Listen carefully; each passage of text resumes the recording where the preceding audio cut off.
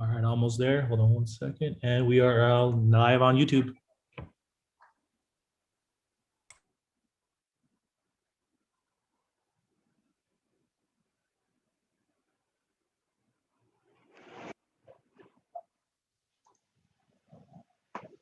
Good morning. Welcome, students, community members, staff, faculty, and administrators. Today is a very special day. Today, we celebrate International Women's Day and the 5th annual City Women Rock Conference. We hope that today you will feel inspired to pursue all of your dreams, aspirations, and goals. We invite you to engage with each other using the YouTube chat feature and to learn from the impressive women you will hear from in the next hour.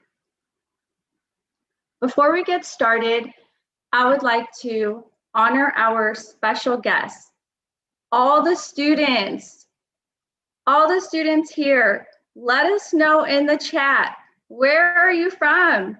Are you from City College? Are you from one of the amazing high school around us? Or are you from a university? Let us know who you are. Second, I want to thank the phenomenal women who are part of the City Women Rock Committee. My name is Miriam Mena. I have the honor and privilege of coordinating the City Women Rock program.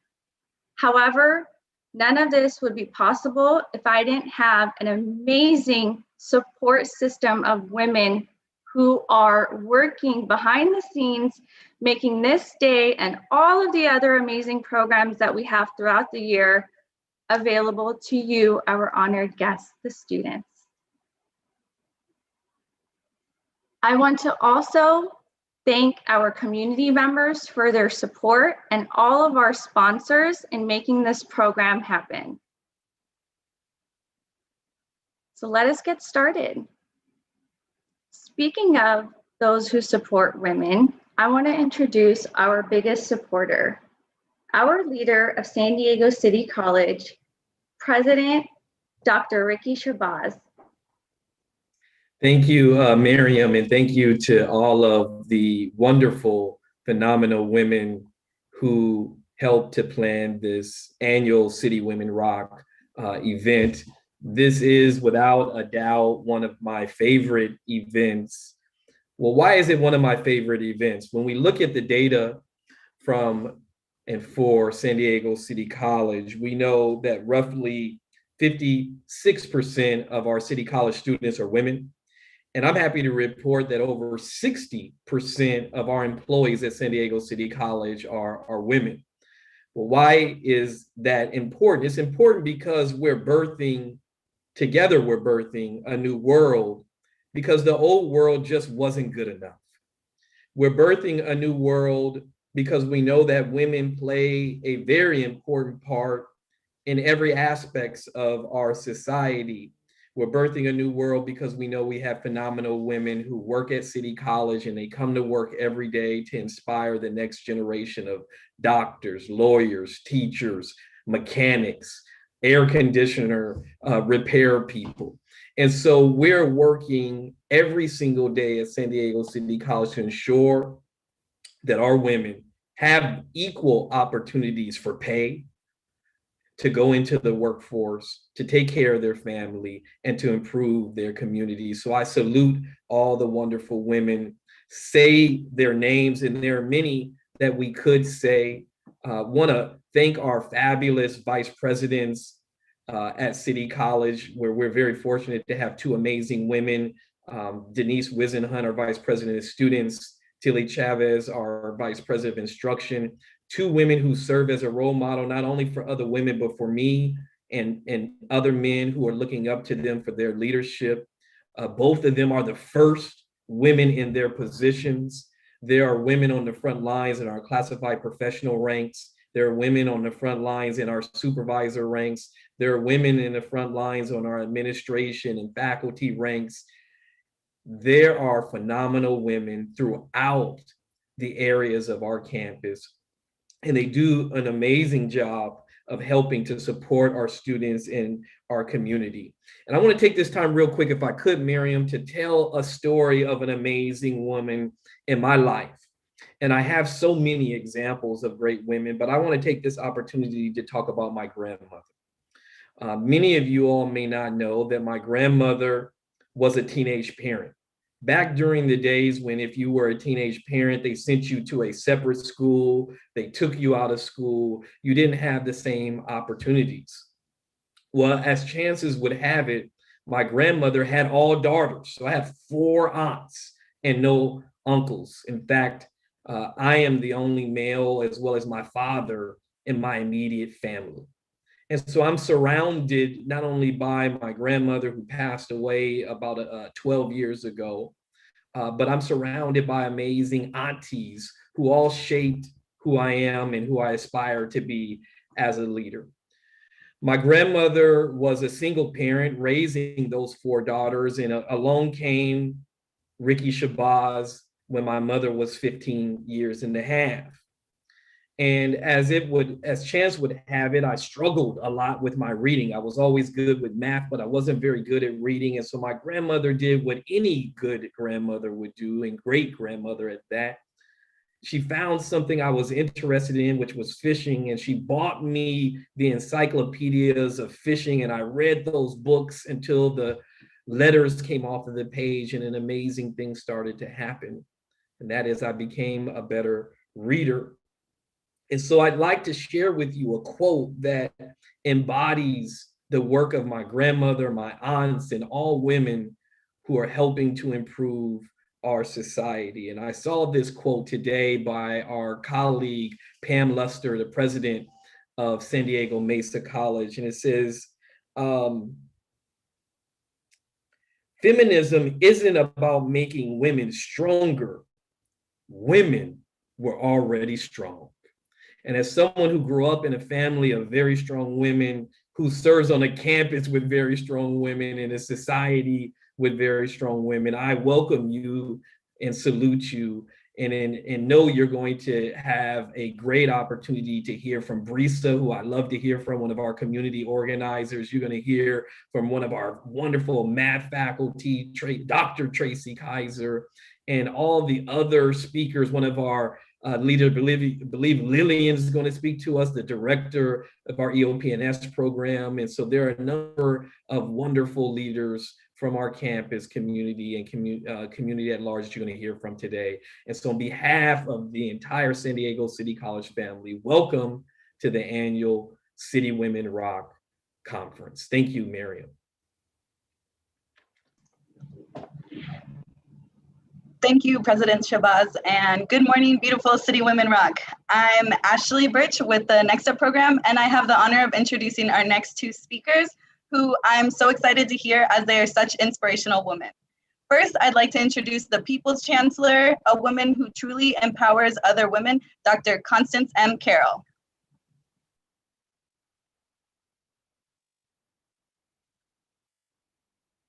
Hello. I'm told that city women are in the house. Is that true? If it is, let me hear you. I'm honored to be part of your program again this year. The City program now having its 5th annual summit, and it's such an important program. It's a program that focuses on women, not to the exclusion of men, but focus on women. To ensure that women are supported in reaching their full potential. This means that the success of students at City College is a top priority. It's also a priority of San Diego Community College District. There's the Chinese expression, women hold up half the sky. And city women certainly hold up half the sky. It's important, therefore, at City College, the San Diego Community College District, and all of us in women's rights, women's potential, take a moment each year to focus on just that by exposing students to role models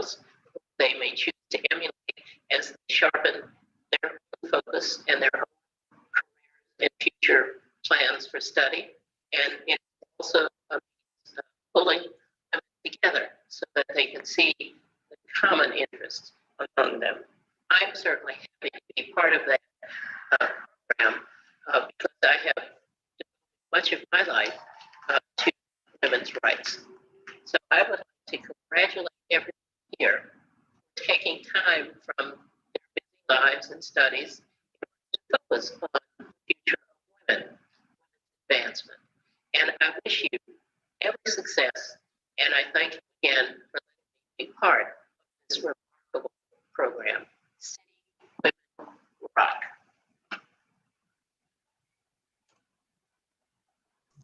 Thank you for the amazing message. And that's right, City Women do rock.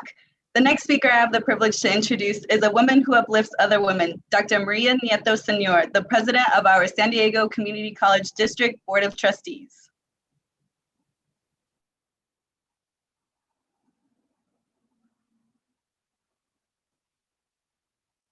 Welcome, everyone. City Women Rock celebrates its 5th annual summit today. Today is also the 34th year of celebrating women in the United States. It's International Women's Day, which is celebrated globally. I want to share with you some aspirations I had for us as women. The first is that I think it's important that we reach for our possibilities.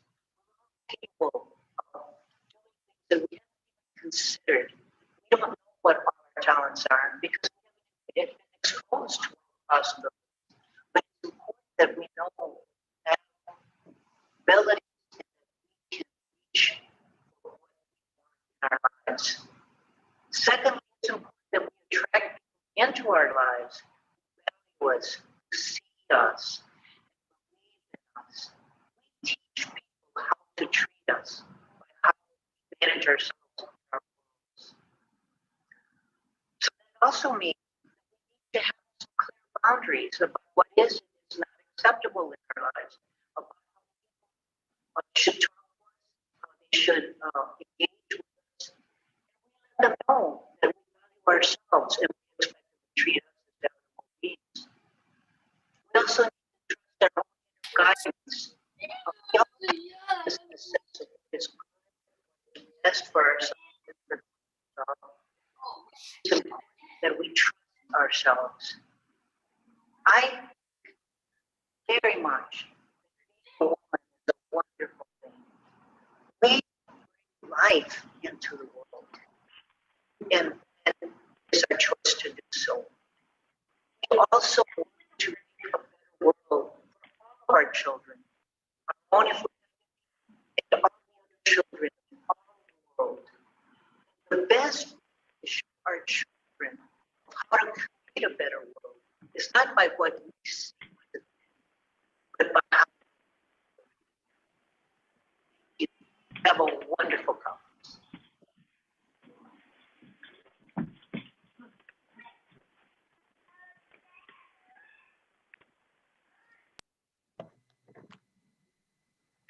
Thank you so much. I was told that there were some technical difficulties, so we will be sure to place the links to both our Chancellor's and President Board of Trustees video in the chat if you decide to view it at a later time. Next up, I have the distinct honor and pleasure of introducing our Vice President, Denise Wisenhunt. Most of you have heard of the trend WCW, which is Women Crush Wednesdays. In this trend, people utilize their social media to post an image of a woman in their life that they crush on. And by crush in this case, I mean admire. Our Vice President of Student Services, Denise Wisenhunt, is by far, and everyone knows this, my everyday Women Crush Wednesday. And before announcing her, I would like to say that in tribute to the 5th annual City Women Rock Conference, the City Women Rock Committee women have pledged funding to create a scholarship in honor of the program founder, Denise Wisenhunt. The Denise Wisenhunt Women Uplifting Women Scholarship will support a woman-identified student who is building a legacy by igniting, inspiring, empowering, and leading others in the community to uplift women and create a sisterhood amongst their society. The scholarship will be available in our fall 2021, spring 2020 scholarship cycle, and more details will come forth. Without further ado, Denise Wisenhunt. You're trying to get an ugly cry first thing in the morning. I think that's what you're trying to do, and it's working. I want to tell you that it means so much from all of you. It means absolutely the world from all of you and all the work that each and every one of you women do every single day. And I want to tell you that I see you. And I know it isn't always so easy, but I am so thankful to be a part of a community of such strong women. And when I thought about this morning, I woke up and I had like this imperative on my mind. I was like, you know what, women, we have an imperative. I don't use that word much, but what is that? What is the imperative? I was looking at some data yesterday on COVID and unemployment rates. And you guys have probably seen that too. I think it's the Women's Law Center had some data which indicated that women disproportionately are not going back to work at the degree by which our men are doing. That the unemployment rates for women are staggeringly higher. That women are the unemployment rate, if you include those whom have already not been included in the data when they do the computations, it's interesting. Something like 9.6% of all women are unemployed. Something like 13% of all Latinas are unemployed, or Latinx students are unemployed. And for Black women, over 14%. So I thought about that. I was going to say something else, but the reality of it is that we have to go to work. We have to get job ready. You know what you do already. You're the caretakers of the family. You take care of your family. You're the Angele woman. You bring home the bacon. You fry it up in the pan. You do it all. But you got to get ready. And that's what this conference is all about. If you are in high school right now and thinking about, college, we want you here. If you are a part of our academic community already as a student, you've got to get ready for transferring, getting that career, as our president so eloquently said, to be a lawyer or a doctor or HVAC. But you got to get ready. That is the imperative. That is what the women have fought for us to do. This moment is about the struggle of the women that became us. We owe that to them. That is our imperative. Will the journey be easy? Raise your hand if you think that journey is going to be easy. I'm waiting for that hand. Raise your hand for those of you who know that the journey and struggle to be a woman in the work world can be a little challenging. Raise your hand. Yes, that is the reality. But guess what, folks? It's never been any different. That is your history. That is your responsibility. We stand on the shoulders of people like Maria Senior. We stand on the shoulders of people like Constance Carroll. We stand on the shoulders of our mothers, those who made us become pushed, and those who pushed us to be uncomfortable. I was thinking about my mom, and I was thinking about my mom as you were sharing stories. And what my mom used to do is, my mom would make all of us girls learn how to play golf. And I used to hate it. I was like, why are you gonna make me learn how to play golf? But I realized what it is that golf at the time when my mom was playing in the 70s was basically predominantly a male sport. And so it is about being calm and collective, having composure, a sense of professionalism and grace in the midst of difficult times in which you have to engage with men. So that skill, that ability to be uncomfortable, that ability to ascend in difficult situations, to be a problem solver, to be a contributor, is what City Women Rock is all about. So we invite you to enjoy the day. I am overwhelmed and honored by you even thinking about this, because I think it's not mine, it's really every single one of you and all the work that you've done in the 5 years that we have worked to endeavor City Women Rock. So turn your volumes up, get you your drink, soda or whatever you're gonna do, little snacks or whatever, and get ready for the day because you need to get ready to rock. Thank you very much on behalf of Student Services and the team that are here to help you to excel. Thank you.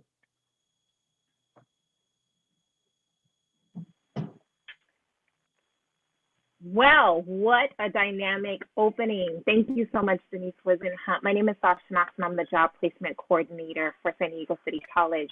So much of the statistics that we just heard about hit close to home for me, and it's all about getting women back to work. It is my honor today to introduce Risa Johnson, who's going to be our first keynote speaker, who's coming in the place with style and grace, as Biggie would say. She is a dynamic powerhouse, a San Diego native, a Black and Latina scholar, activist, mother, a prior City College student, a Puentista. She completed her associate's degree in Black Studies and went on to receive a bachelor's degree in political science from Point Loma Nazarene University. She is currently the Civic Engagement Manager statewide for UDW, which is the United Domestic Workers and the Home Care Providers Union.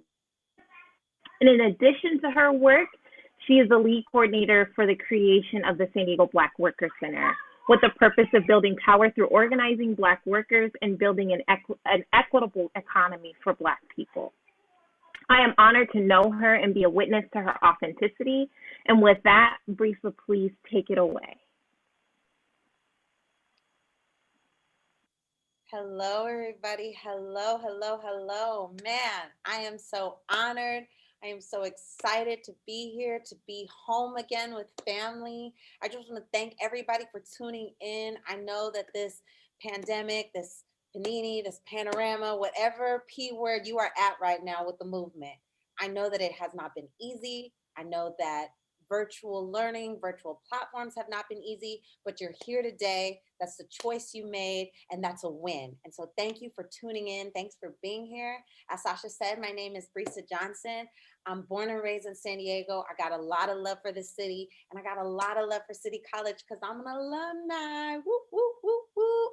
And so I just want to start off by just sharing a little bit about my story, and hopefully you could take a few things out of it that inspire you to just keep going. And so being born and raised in San Diego, being Afro-Latina, my mother's Mexican, my father's Black. And one thing that I love about her in the spirit of women is that although my mother's Mexican and although I'm biracial, she knew the world would view me as a Black woman. That's what they would see. And so from the beginning, my mother made sure I had representation. And at the time, you know, in 1988, 1990, we weren't using words like inclusive and representation and sharing similar ideologies. Those weren't terms we were using.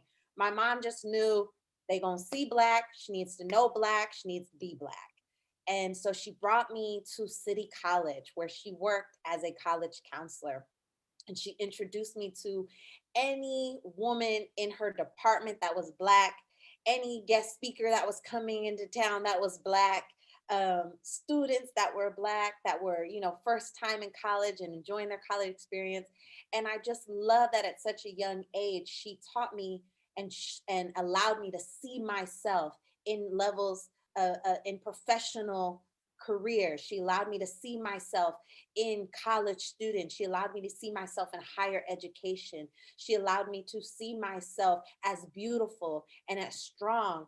And one thing I love about City College is that to this day, they are still creating platforms and creating space for not only Black women, but for Latina women, for Arab women, for Indian women to have a platform and use their voice. And so I encourage you, for those of you who are watching, you may not realize it now, but being a city woman that rocks, being a part of City College, you also already have a platform to somebody who may not be considering college, or may be intimidated by a university and doesn't know the benefits of going to community college first. You have a platform in regards to the connections you have with Miss Weisenhunt, with Miss Knox, with Miss Mina. You have all these women at your hand that you could be introducing to people below you. So one of my first lessons that I really want you to take home today is how important it is to see yourself in these positions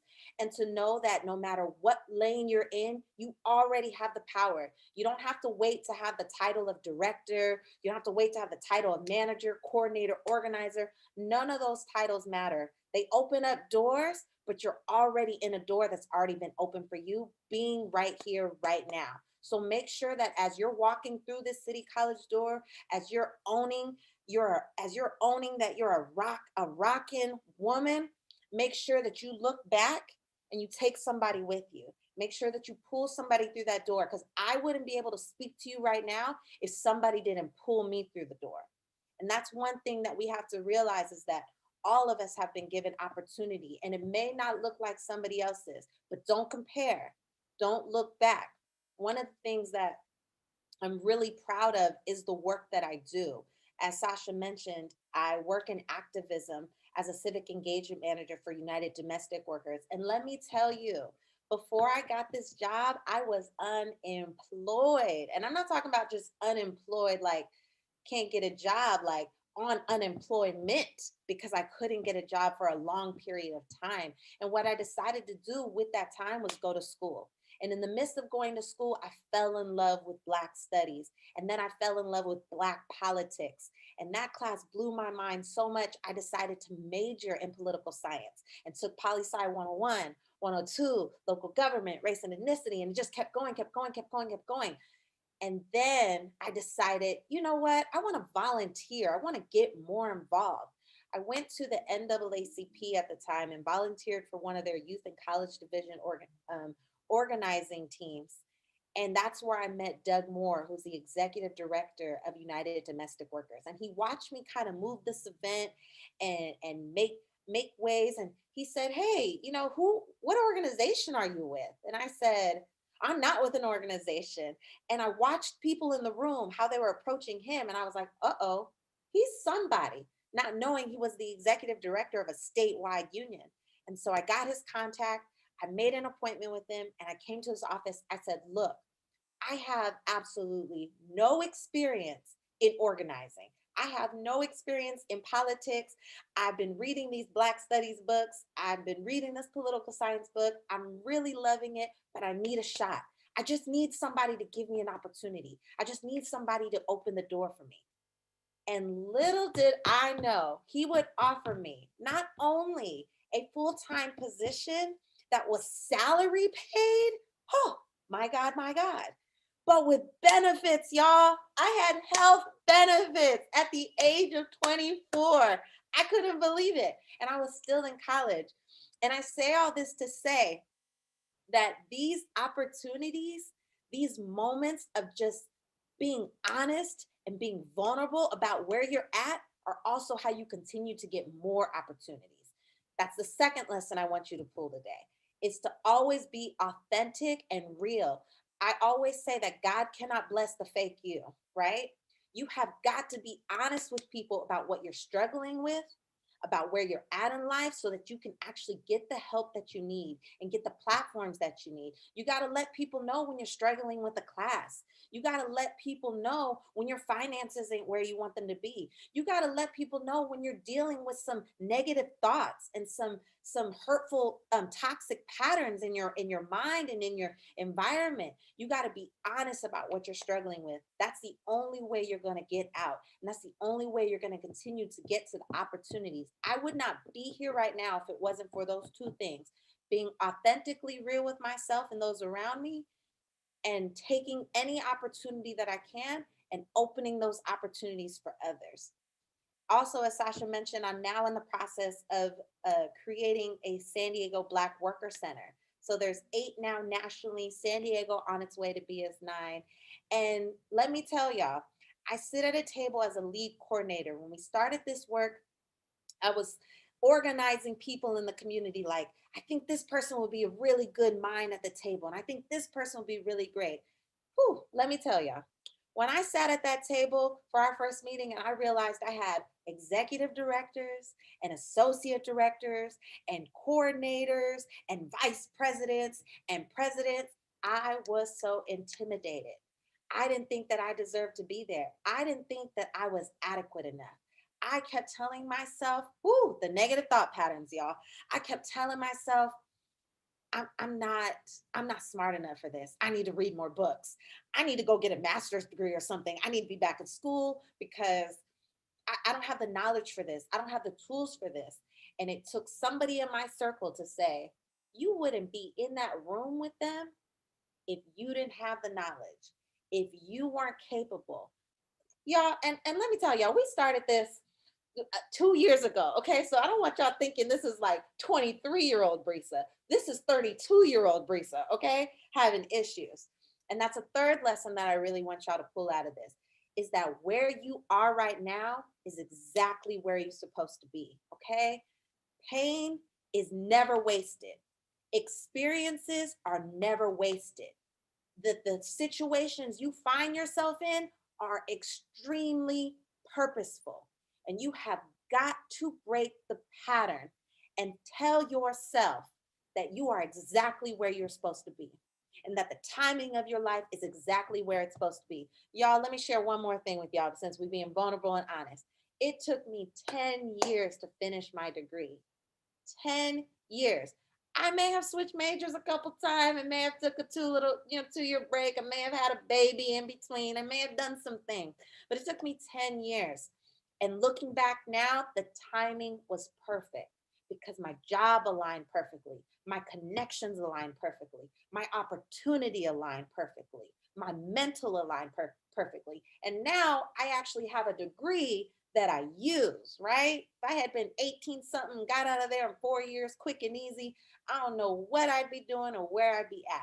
You have to trust the timing of your life. And as I'm talking to you, I'm talking to me, because the biggest things you're gonna have to realize, and this is the last lesson I wanna leave y'all, is discipline. You have got to discipline your thoughts. You have got to discipline your time. You have got to discipline your priorities. You've got to starve your distractions. All of you, and I've been saying this is my new thing. We don't need any more female empowerment. That's not what we need right now. Empowering is great. Don't eliminate it.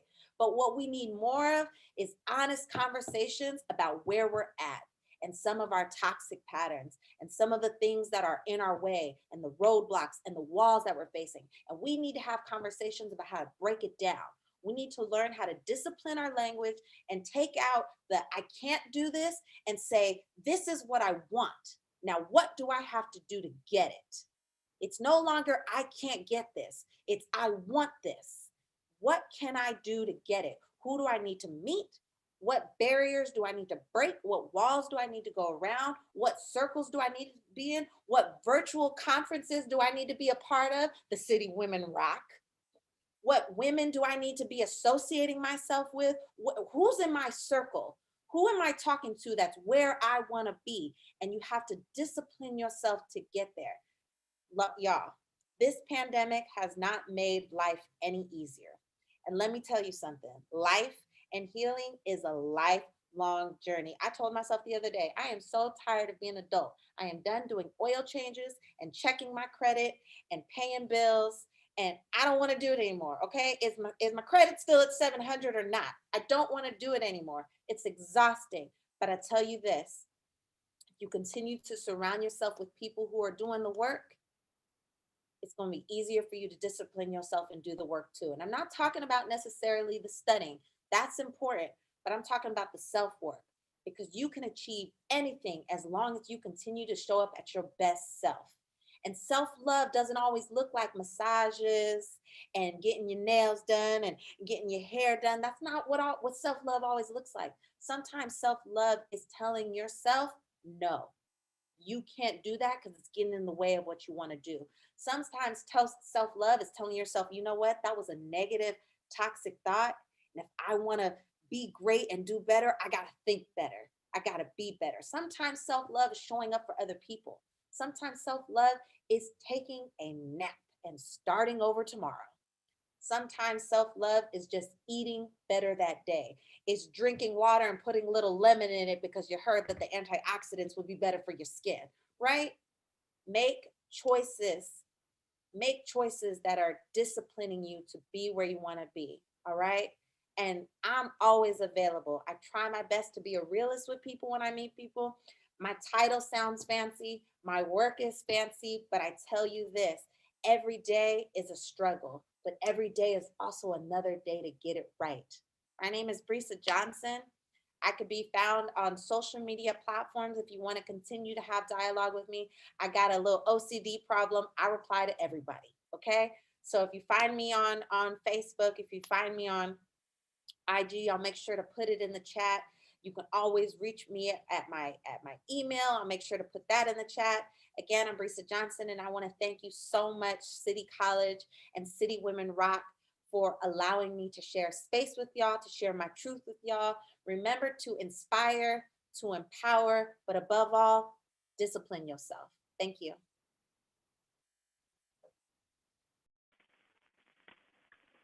I hope that you are rejoicing in your seat like I am. I told you she was coming into place with style and grace. I love you, Risa. Thank you so much for being here, and thank you so much for your words. Blow her up in the chat. Blow her up on her DMs. Go find that woman. She is phenomenal, but is about to get better. Many of us would argue that the world is better as a diverse, equitable melting pot that respects all, right? But for our next keynote speaker, Dr. Poppy Fitch, the Director of Disability Support Programs and Services for San Diego Community College District, these are not just words. I can attest that it's the profound alignment that she lives by. I'd argue that diversity, equity, and inclusion seeps from her pores and steeps every room that she enters into, positively affecting us for all. Her personal story is one of triumph and transformation.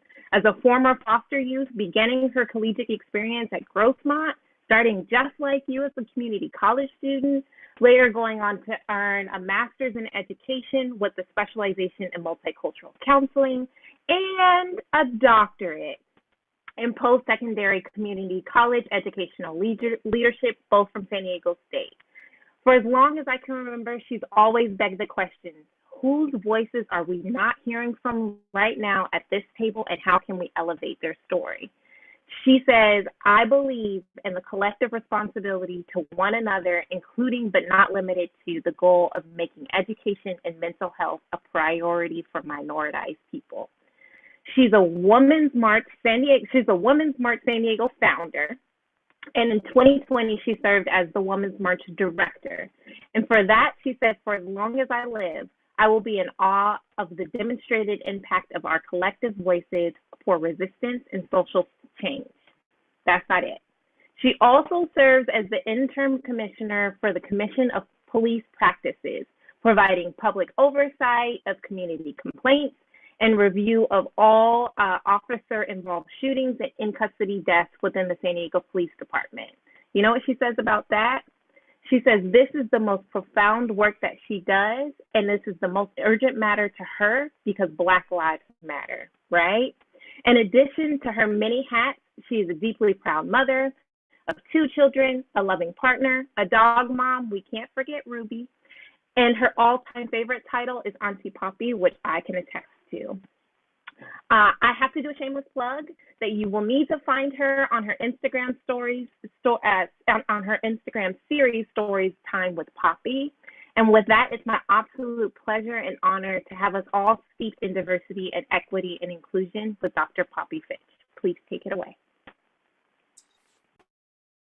Oh my, Sasha, thank you so much for that incredible introduction. Folks, I am so deeply honored to have been invited to speak at today's City Women Rock on finding your purpose and transforming pain into beautiful work. As Sasha said, my name is Poppy Fitch. My pronouns are she, her, hers. Couple of things before we get rolling. The very first and most important thing I'd like to do is to acknowledge that the land on which we live, work, and learn, and now Zoom, is the unceded ancestral homeland of the Kumeyaay people. Nicole Hannah-Jones, who founded the 1619 Project, said, "Our founding ideals of liberty and equality were false when they were written. Black Americans fought to make them true.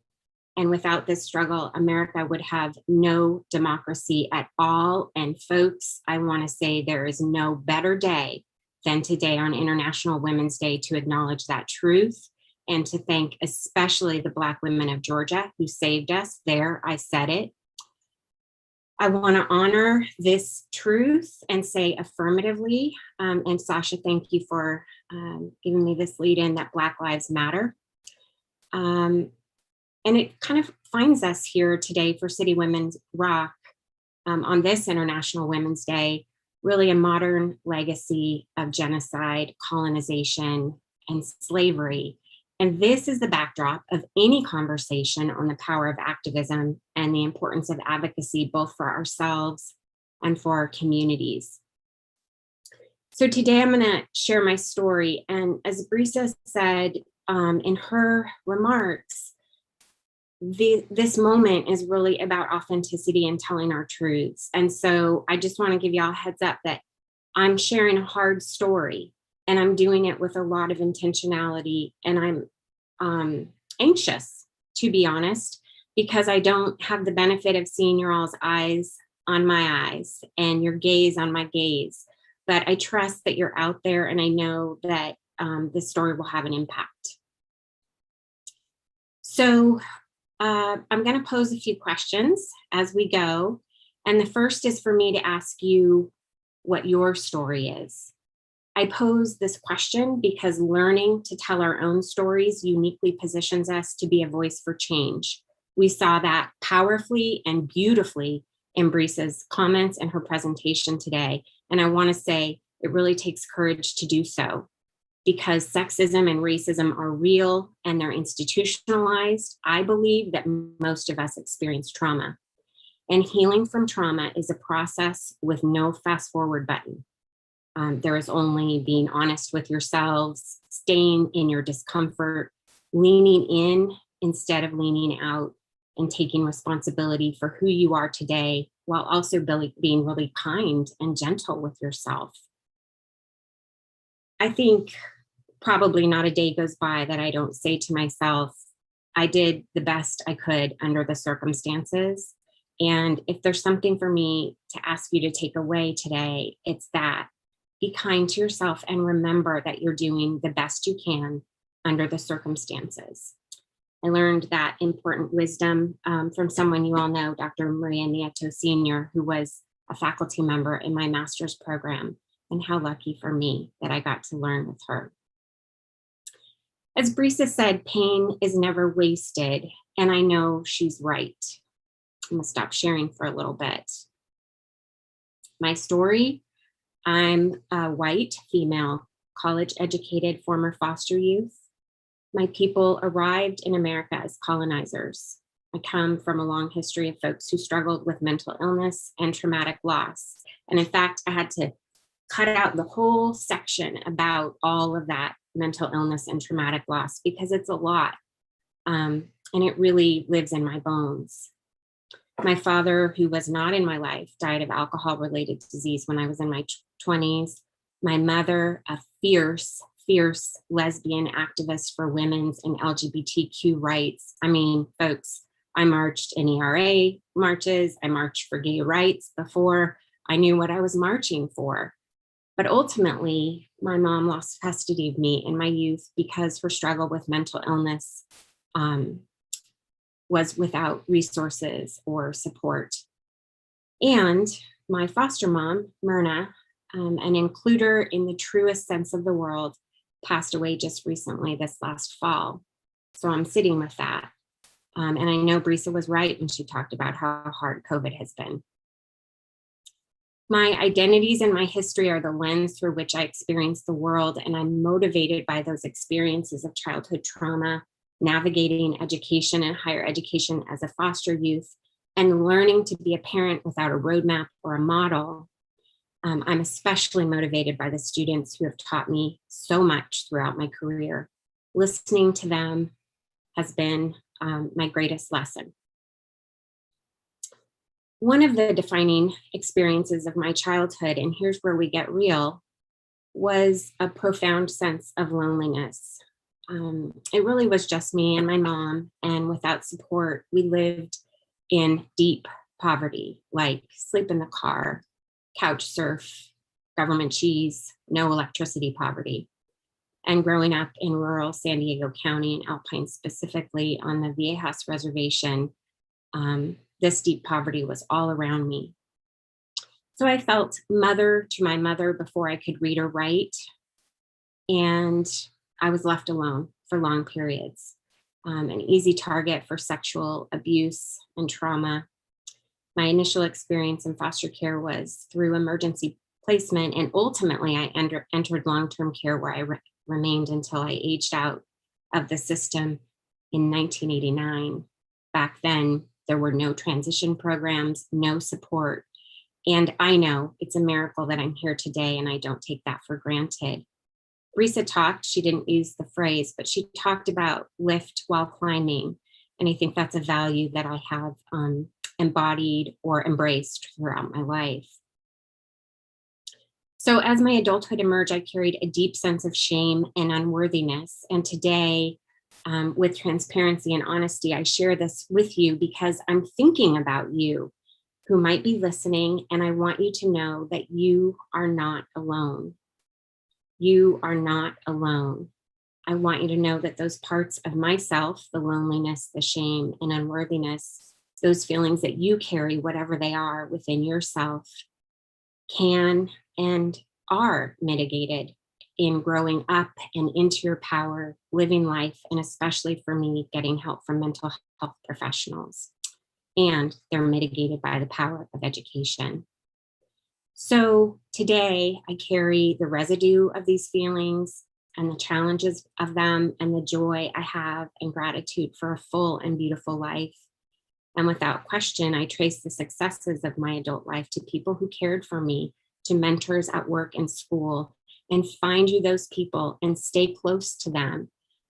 Dr. Wisenhunt talked about our imperative to support women, and this really brings me to my next question.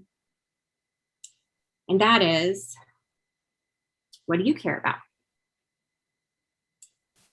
I love this quote by, this is a values question. Knowing and understanding our values will lead us to our activism. And remember, there are many lanes to activism. Protest, scholarship, advocacy, and service are all ways to achieve social change, but they cannot succeed without one another. So I encourage you to resist the temptation to compare yourself to others or to judge the work of others. As women, our imperative is to lift one another up.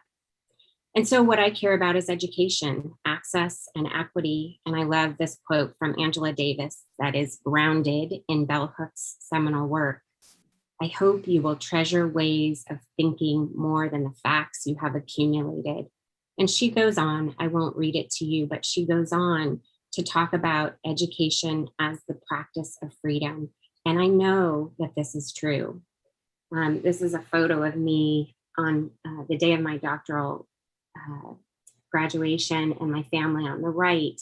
And I never felt so free, and I never felt so much belonging as I did in those moments. And I know that your graduation day will come, and I hope that you're celebrating with the people who love you and lift you up when it does. So I ask you to consider, what is the root of your work? Mine is education. And in my doctoral studies, I looked at the success factors for former foster youth. I asked what went well so that colleges and universities could do more of that. And you know what I found? Folks need to belong. And so my next question is, where do you belong? The world needs you to find the place in the space that's right for you, to know that you're perfect as you are, and to strive to be the best you that you can be. this education was the space that I belong in, and I know that you'll find yours. So as I'm coming to a close, I forgot my Brene Brown quote that I love so much. True belonging never asks us to change who we are. It requires us to be who we are. So today, I hope that you're thinking about who you are, your unique strengths and contributions, and you're thinking about putting them to work in the world, because we need you now.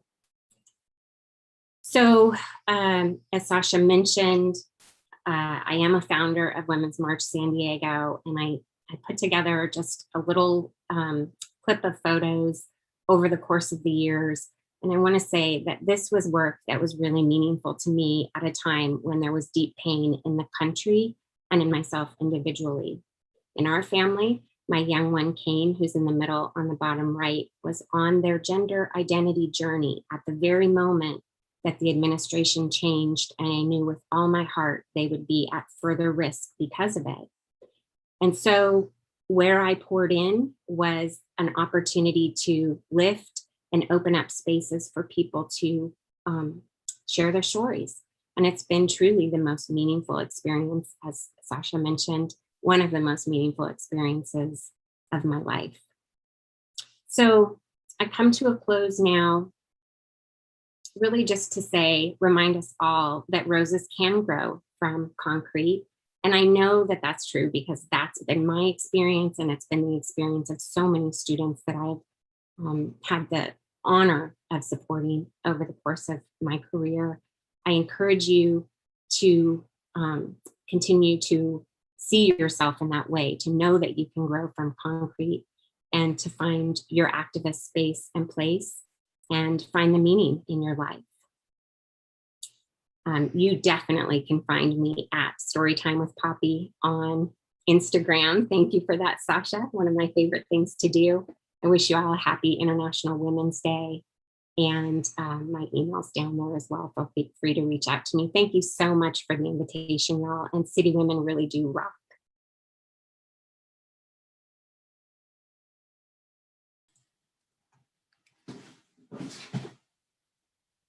Wow, thank you, Poppy. Wow. I'm almost speechless, and it's my turn to speak now. This is Tilly Chavez. I'm the Vice President of Instruction. I am so honored to be here today. I tell you, if I didn't have to be on video, I have Kleenex sitting next to me because I'm needing it every minute. And I am so privileged just to be here with you all. And boy, the things that have been said, Poppy, we are so fortunate to have you on this Zoom with us today, and even better yet, within our system. So thank you for sharing for me. That was really touching. That really brought me to some places. And thank you to all of our speakers we've had. I've been able to connect without them knowing it with Denise Wisenhunt, with Risa. There's some things that you all said, and just really been resonating with myself. And, you know, as a young Mexican American from Arizona, growing up, my father and my mom had really tried to instill in me to be strong as a woman, and they really emphasized, this is back in like the 70s and late 60s, to be independent. I was told to not depend on anyone else but myself, because I didn't know if I could trust people. And you know, I have to say that where have you all been in my life? Since I've been in City College since 2 years ago, I was like, where have you all been? I have never been to a place where I feel so accepted. Thank you, Risa. I feel this sounds like City Women do rock. And being at City College, I've never felt this embrace from women before. I never felt I could rely on other women like I can here in San Diego. So thank you all. Big hugs to all of you. Thank you for that. But my real job is I am here because I have the privilege to introduce our next speaker. And I am just so excited when I was asked to do this, because I get to introduce Dr. Tracy Kaiser. Now, Tracy has an amazing background, which you can all read about, et cetera. But I just wanted to talk to you a little bit about Tracy, how I know Tracy in the last 2 years. She goes, oh no, what is she going to say? So I have really been inspired by Tracy. I know you as the Math Center Director and an assistant professor in mathematics, and the meetings we've had together I've observed you, I've listened, smart woman, knows what she wants, knows where she needs to go. But other things that have really come across to me from Tracy, and that was, she's very motivational. And I don't even know if you know this, but to me, you've inspired me in many ways.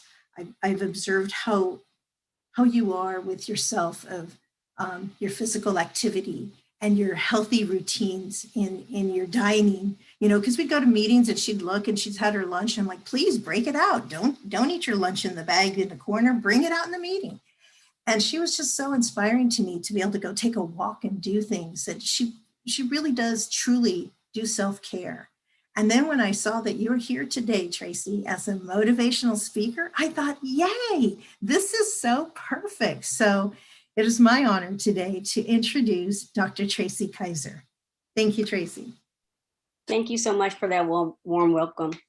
Good morning, everyone. I'm going to share my screen before I get started.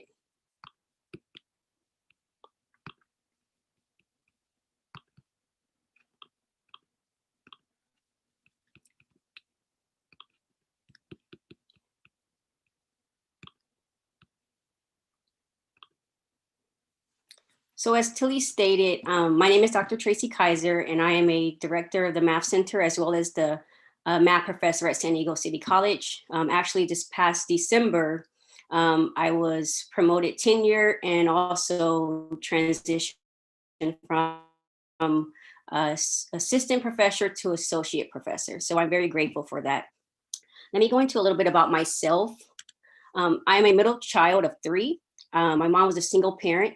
She raised 3 kids all on her own, working 3 jobs to try to help support us while getting us through school. I grew up in a neighborhood in Southeast San Diego. I don't know if you're familiar with that area, but in Bay Vista Apartments, right by Lincoln High School. My neighborhood was infested with drugs, gangs, violence, and hopelessness. I'm the first generation high school and the only person in my family to graduate from a 4-year college. I had to emphasize a 4-year college because as a result of what I've done, my mom actually went back to school and she obtained her high school diploma, and she is also a city college student. So I am grateful for that. You never know who's watching you. You never know. I had no idea the same person who was rooting for me and telling me not to give up and telling me to be better than she was looking at me for strength to actually get through and go back and finish school and eventually obtain a degree of her own.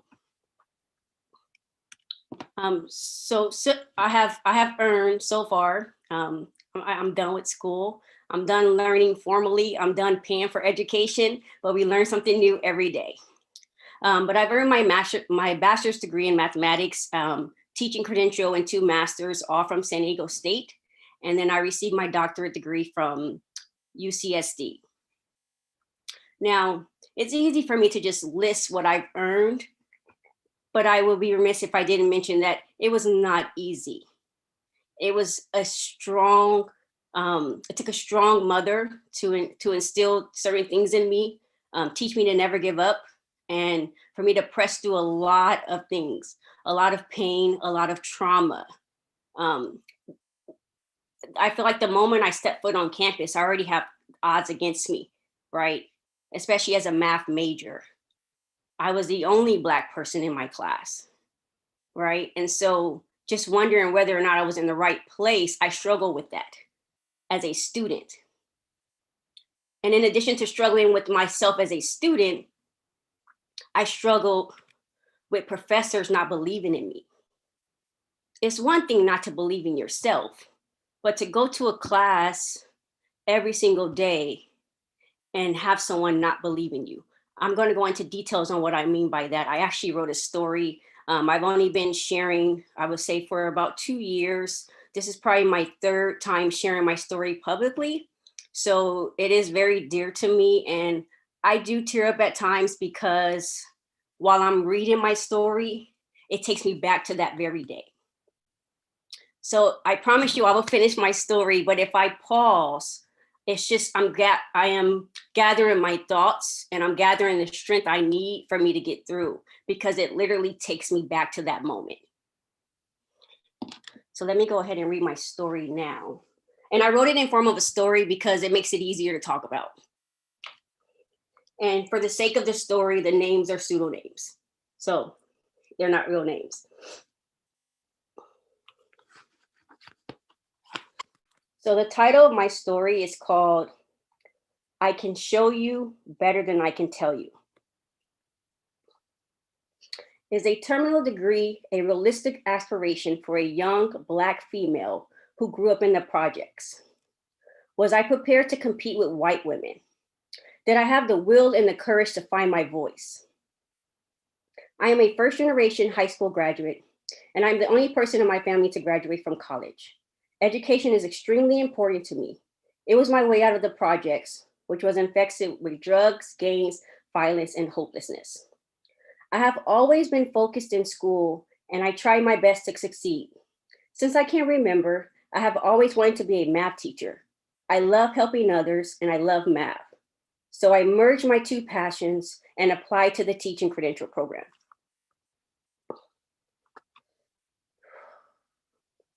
After graduating with my bachelor's degree in mathematics from San Diego State University, I applied to the teaching credential program so I can pursue my passion of teaching high school mathematics.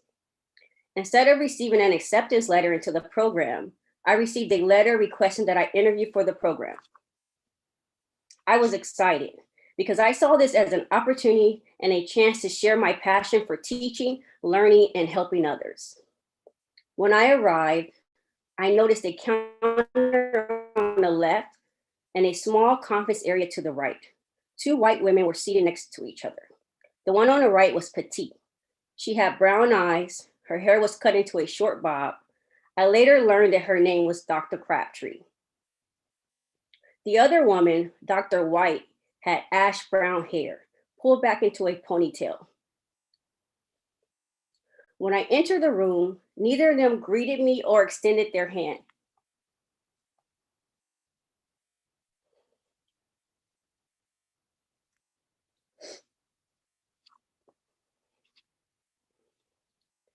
I sat in the chair facing them. Dr. Crabtree said, "Tracy, you are among a few applicants who have been randomly selected to participate in this interview.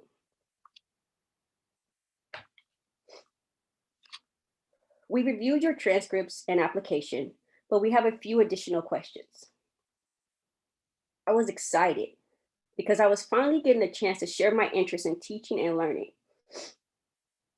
I had anticipated possible questions they will ask me. I even prepared a list of responses. As I sat in my chair, I noticed that they had my official transcript right next to them.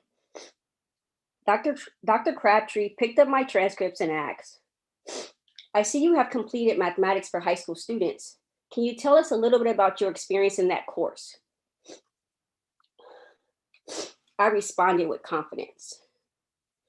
Dr. Crabtree asked all the questions. Dr. White never uttered a word, and her eyes would not meet my gaze.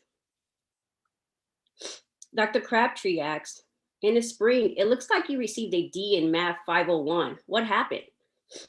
Before I can respond to explain to her that was the semester I became really ill and pointed her to the B that I received after retaking the course the following semester, she quickly interrupted. "Are you sure this profession is for you?" "Excuse me?" I asked, puzzled and confused. "You know," she said, eyebrows raised and her head slightly tilted after what seemed like an inordinately pause. She continued, "Because of the way you talk."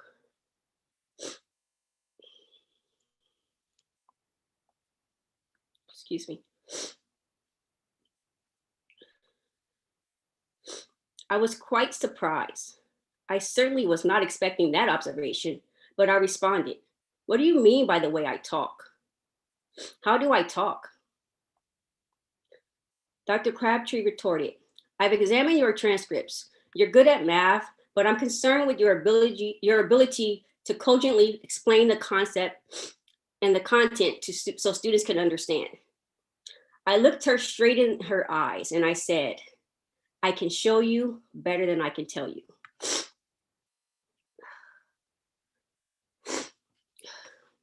Excuse me.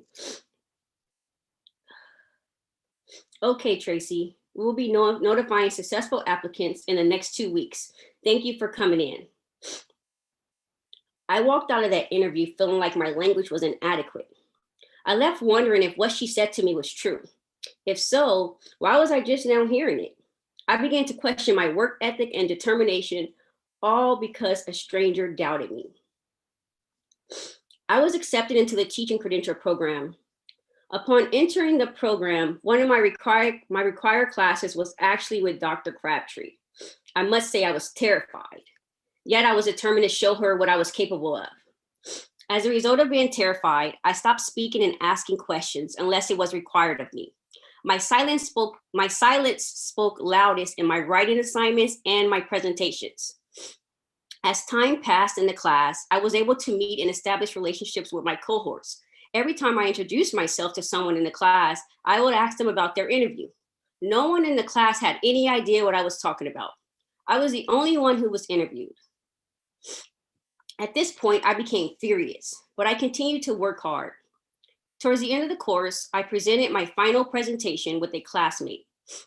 Immediately following our presentation, Dr. Crabtree walked up to me and whispered, "Tracy, I'm so proud of you.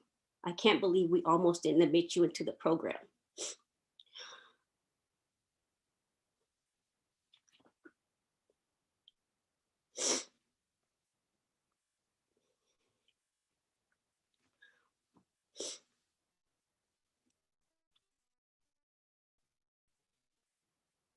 It took so much out of me.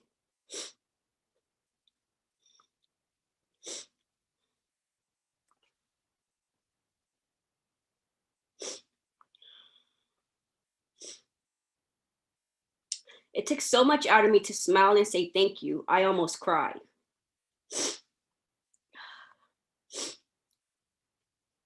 Not only did I become silenced in her class, I did not speak in any of my other classes. I had a fixed mindset in my ability to speak and write. Yet I did not let that stop me from pursuing my dreams.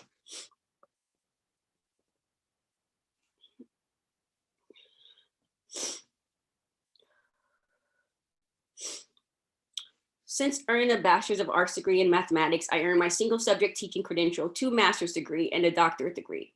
I was awarded Teacher of the Year for the high school district in which I taught before transitioning to become a mathematics professor and director of the Math Center. As a result of studying in a doctoral program and pursuing my passion to help underrepresented students, I am no longer silenced because I have to be the voice for them. I pursued a doctoral degree because I have observed a fundamental lack of support for low-income and minority students who are struggling academically, particularly in mathematics. I want to help improve all students' everyday school experiences and help professionally develop a more rigorous content while deepening student understanding, especially for students who are struggling, but more importantly, for the educators who teach it. I'm a product of poverty. I am a product of poverty. My mother was a single parent to 3. Witnessing her struggle and being surrounded by drugs, violence, and hopelessness motivated me to break the generational curse through education. I am a living testimony for students who come from low-income families,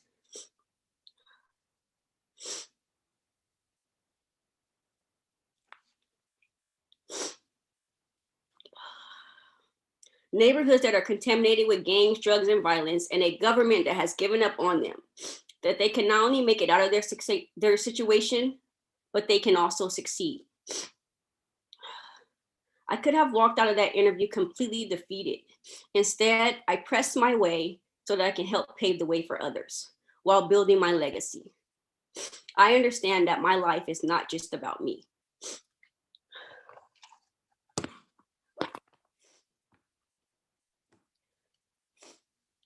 I finished the story. I told you I'll finish the story. So basically, the bullet points that I have here, you heard in my story. The one thing I want to say before I transition to my next slide is the only person that can truly stop you from pursuing your dreams is you, if you allow others to speak negative into your life and to tell you what you're not capable of. They did not create you, excuse me. They don't know your journey. They don't know your destination. So whatever you have to do to break your silence, you need to do it. It took a lot of healing in me.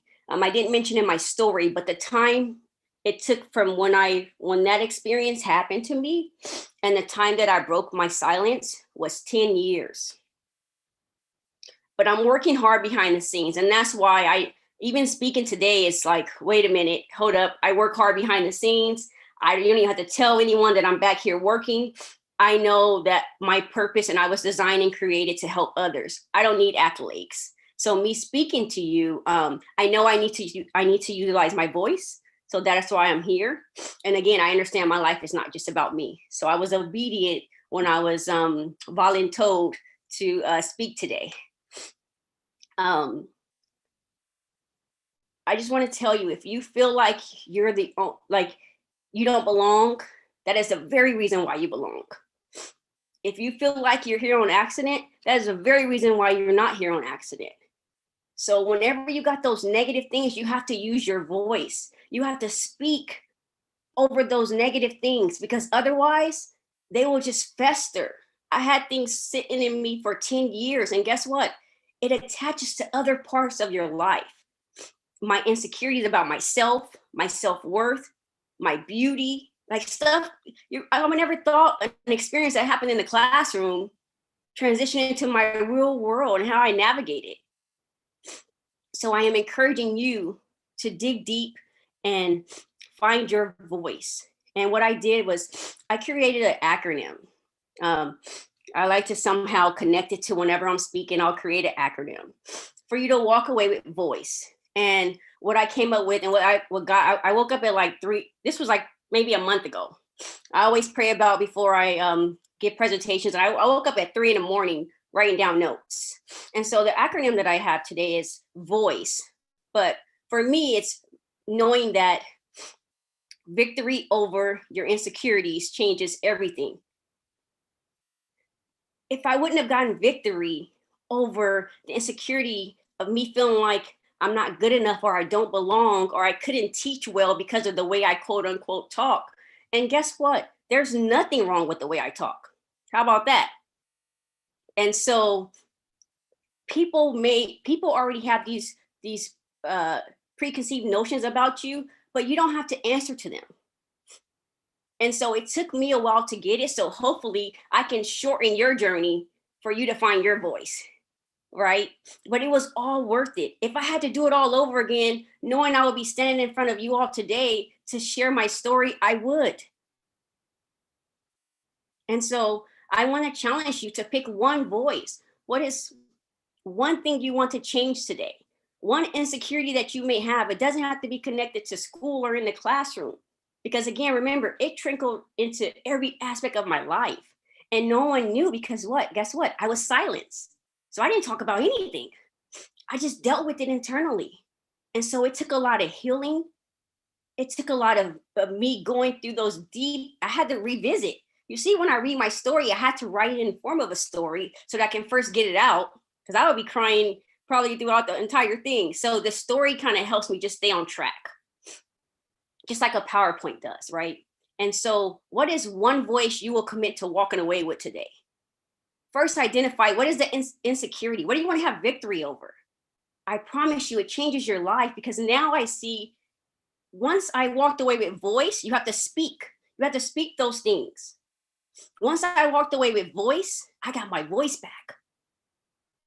And once I got my voice back, I was able to speak life into myself and accomplish my dreams. And not only that, speak life into others and continue to help pave the way. And so there were times where my voice probably shook today. I was crying. But guess what? I finished the story. That's an example. I could have just said, oh, this is overwhelming. Let me stop. But no. I walked away with voice, even by finishing my story. And you're the only one that can break your own silence. And it all starts with you. It started with me. No one knew about it. Everyone thought I was fine because I was accomplished in everything else. I worked hard in my studies, in spite of having the imposter syndrome, in spite of wondering whether or not I belong, in spite of not wanting to go to Dr. Crabtree's class because she didn't even believe in me. And that's just one story I share today about professors not believing in me. We don't have time for more of that. So I want to leave you with one more thing today.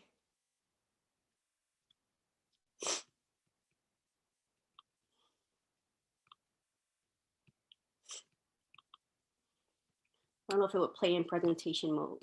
Let me go back. I have to play this. Here we go.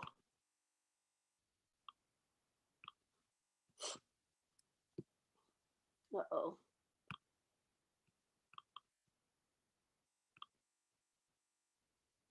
Okay, give me 1 second because I have to end with that video. I don't know why it's not playing.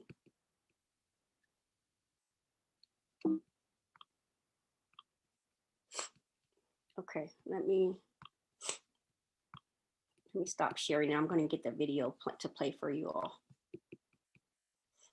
This is a must.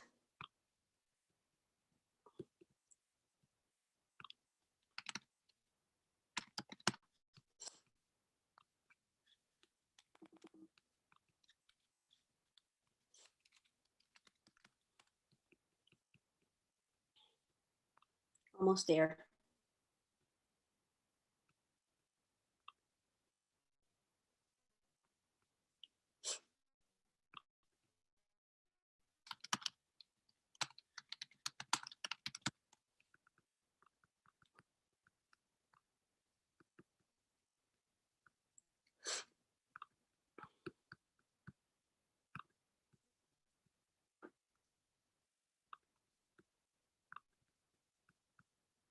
Dear young woman, I hope you find you.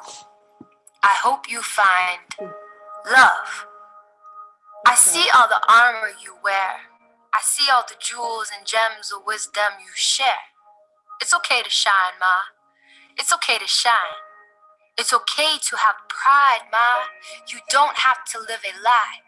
Don't let the violence fool you into silence, convincing you that you are not worthy of space and time. You might not know it yet, but you got a multi-dimensional set of eyes looking out for you. Trust that what is meant for you is relying on you to show up. Show up. You can lose your religion, but you will never lose your spirit. Each of your breaths have minds and lives of their own. I doubt we'll ever know the true impact of our presence. What a blessing.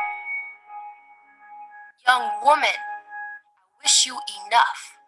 I wish you enough time for all of your skills and talents. I wish you more.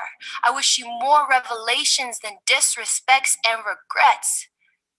And I beg you to believe in yourself more than your parents ever did. Carry out your curiosities in spite of the corruptions you experience. You let yourself free when you let yourself forgive. And so when you do, and I know you will, I hope you find you. I hope you find love again.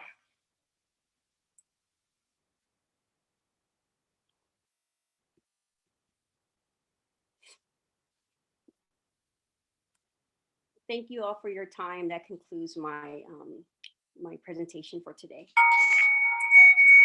So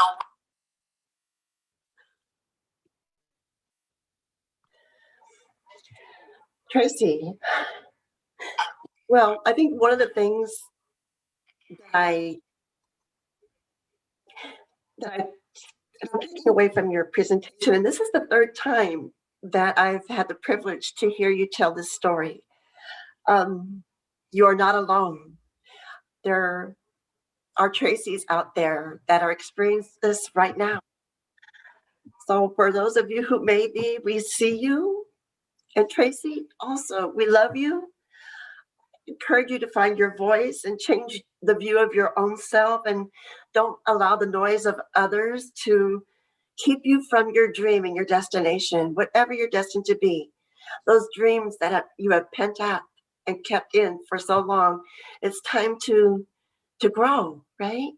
I'm gonna take away from Tracy another acronym that she created that she's so well known for is Stay Fly, and that is forever loving yourself. Thank you for that, Tracy. Appreciate you so much. It's time now to transition, and perfect timing to transition to meditation. And it's one of the best practices of self-love that we can give ourselves as a gift. Please help me to welcome Jelena Bodnet from our own San Diego City College Mental Health Counseling Center. Jelena, go ahead. Thank you. Hi, everyone. Thank you so much for having me here. I'm very happy to join you and very privileged to have had a chance to listen to the different stories, and Dr. Kaiser too. Not sure I can live up to what she just did, but I feel privileged to be in her classroom on a weekly basis. So that's also always amazing. So I invite you to just relax for the next few moments. And I know as all of us women who do so much on a daily, it's sometimes hard to do that. So you're welcome to turn off your camera. You're welcome to leave it on if you wish. And I just wanted to lead you through a short 5-minute meditation. And so I invite you to close your eyes if that feels comfortable to you. Allow your body to just melt into the chair. Allowing both feet to touch the earth. And grounding yourself in the earth. Allow your hands to just rest in your lap, however it's comfortable to you.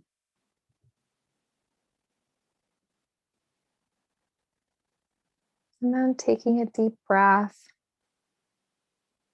through your nose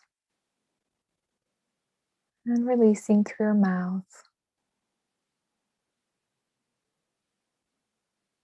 Maybe taking a moment to consider what it is that you need to be breathing in.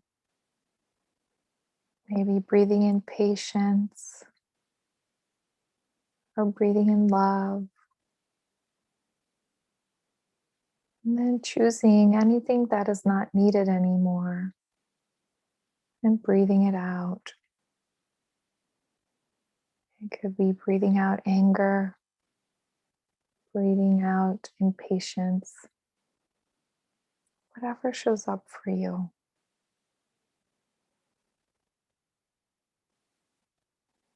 And just staying here for a moment, breathing in the things you need and releasing the things that are no longer needed.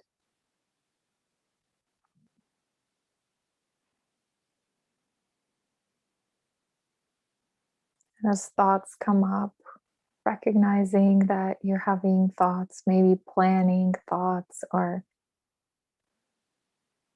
things that you need to do or any sort of thoughts, and just recognizing them as such.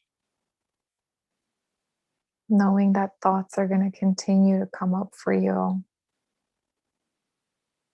Just allowing them to float away like clouds in the sky or leaves on the river. And coming back to our breath.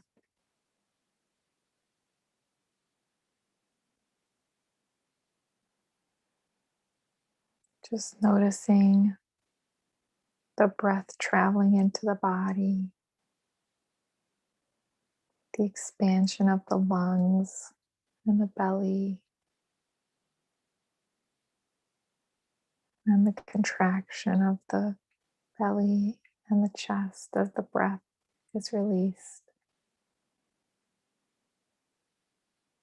Just staying here for a moment,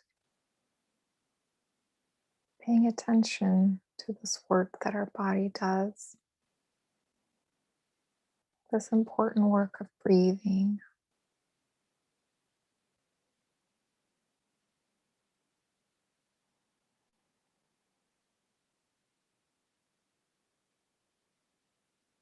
Maybe extending gratitude to the various parts in our body that have to collaborate to make every single breath possible.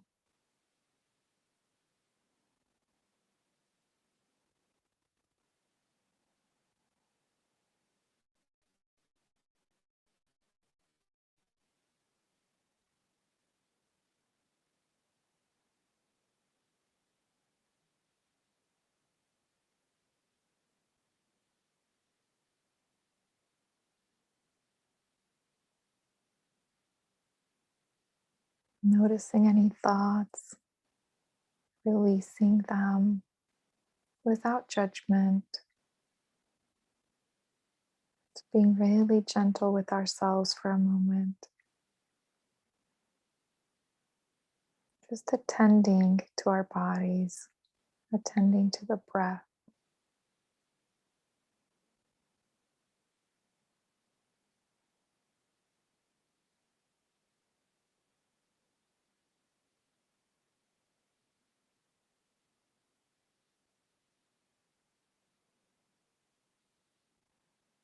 And then slowly, when you're ready, wiggle your toes, fingers, and open your eyes. As you notice, it's a really quick 5-minute meditation. And I hope that you find the time in your life to do these more often and just attend to the breath and send gratitude to yourself. So thanks for having me.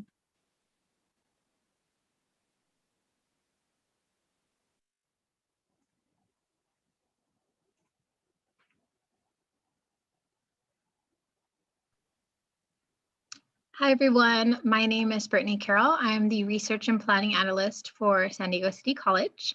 And this is the time in our program where we'd really like to get your voice.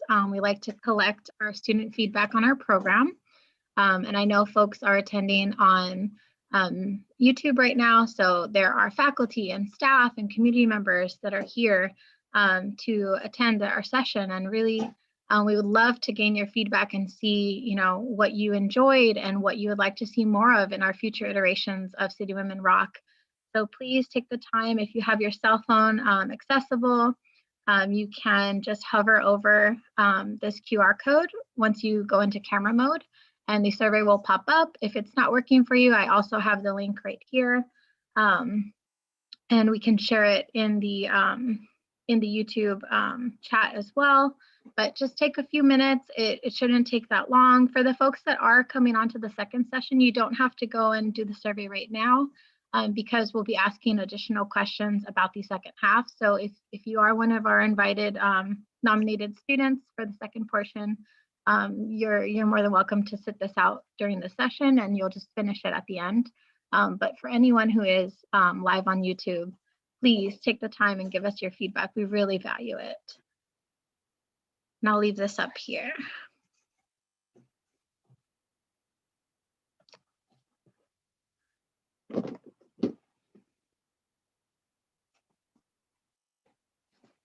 Should only take maybe 2 minutes of your time, but it means so much to us.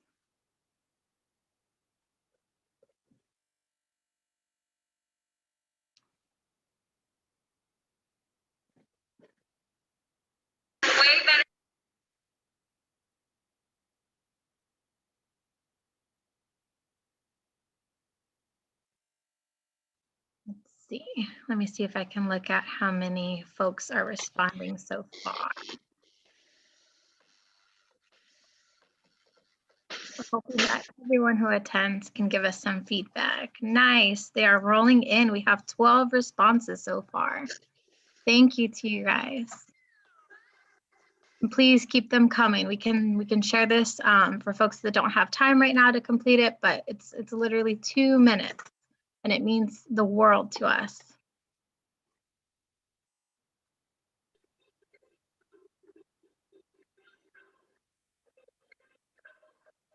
Awesome. And I am getting some feedback that our YouTube chat should have the link in there. If you are not able to use this QR code, feel free to copy and paste the link via YouTube right now. And once again, for the students that are attending in the second half, you can hold off and do the evaluation at the end. But really, this is about hearing your voice. We want to hear from you and know what you loved and what you'd like to see more of.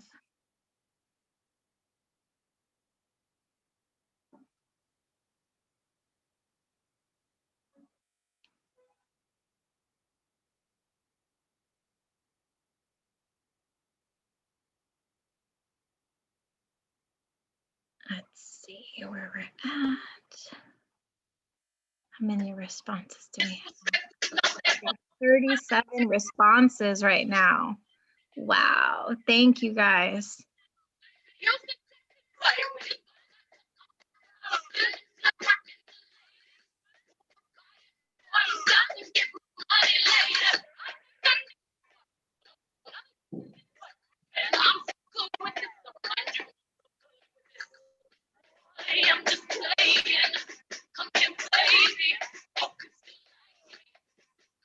I'm coming. This is the time to really speak your voice and tell us what you look forward to seeing more of.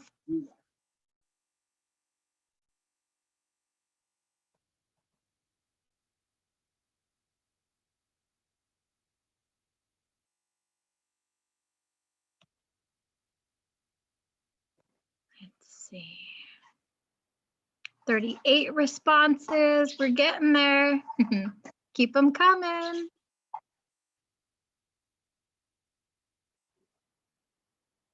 Let me tell you, we honestly do look at these. We look for the feedback to see what people really enjoy, and we make sure that that's programmed in the future. So please don't think that your voice doesn't count. You've heard it today. Everyone's voice matters. So every single one of these surveys matters to us. Please, please take the time.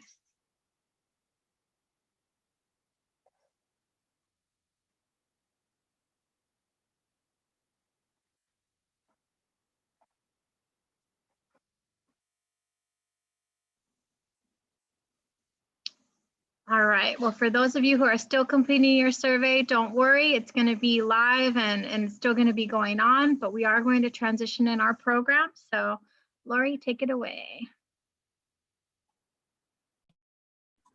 Thank you so much, Brittany. I just want to extend just a very big heartfelt thank you to all of our guests today who truly inspired us, influenced us, and taught us through their speaking their collective truths about their lives and their backstories. We are all inspired. And moreover, I just want to thank students that joined us today, and for everybody else outside of San Diego City College, for our family here. We want to thank you, and just may this International Women's Day serve as a reminder of just how phenomenal you truly are. For those staying for part 2, we'll see you on the other side. But I'm going to take a quote from Dr. Tracy Kaiser. Stay fly by forever loving yourself. We'll see you on the other side. Thanks again for joining us. I'm Lori Olda with the San Diego City College City Women Rock Committee. Thanks again.